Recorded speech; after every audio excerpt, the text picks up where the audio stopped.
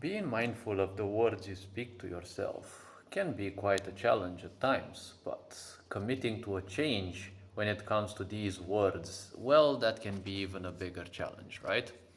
A lot of people speak badly about themselves. Most of us kind of do, and we know it's karmic aspects, parental stuff, environmental aspects. Like people around you have been doing that ever since you were young, so obviously, most likely, you took it as well upon yourself as if it was the only thing to do because kind of everyone was doing it.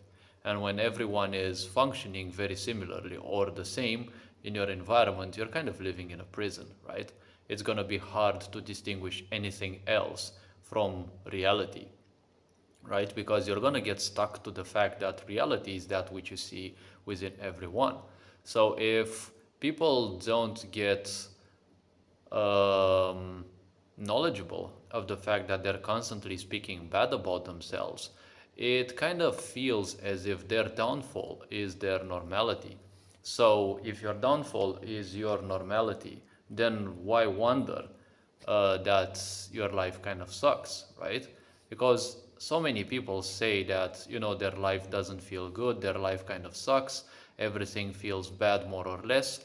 But the point is, have you been mindful of how you talk to yourself? A lot of people end up overly tired because they offer too much. They do too much and then they call themselves bad names that they can't meet up their unhealthy expectations.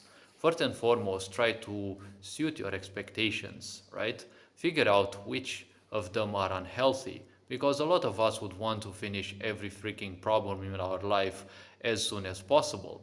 And especially even with technology. Every time something pops up, obviously it takes half an hour, 1 hour, because it simply can't ever have one simple solution, right? It always needs endless amounts of guides and problems and time wasted and such. So, in order to have a better opinion about yourself, a quick path would be to first assess each and every one of your expectations that you set up of yourself. Then make sure that the words you speak to yourself are somewhat encouraging, or, well, at least promise that you would do something small. Always start small during your day. When you wake up in your bed, or wherever you slept, try to smile first, or try to think of something good. There is always trauma, drama, and the such when it comes to mass media because they thrive on you feeling bad, they thrive on you feeling low, they thrive on you talking shit about yourself, right? So the point is, there's always something bad for you in stock.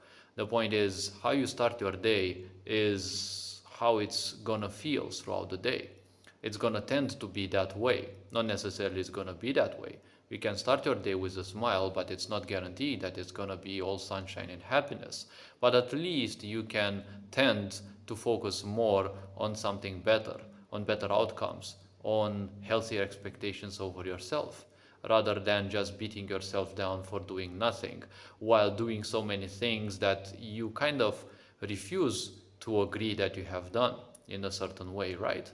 Because a lot of people end up like this. A lot of people think, hey, they haven't achieved anything, they haven't done anything, but it's like they have done so many little things, yet they always refuse to acknowledge those because of unhealthy expectations, of always being told they're not good enough. If you keep living through other people's dramas, if you keep living through other people's misaccomplishments, well, you will end up more or less a copy of those people. And if you look at those, they are much older than you. You still have their um unsettling thoughts flowing through you.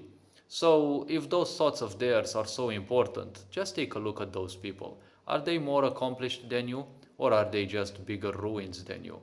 If they are bigger ruins than you with those thoughts that also flow now through your mind and you give so much attention to, well, why would you take those thoughts any longer as guidance in life?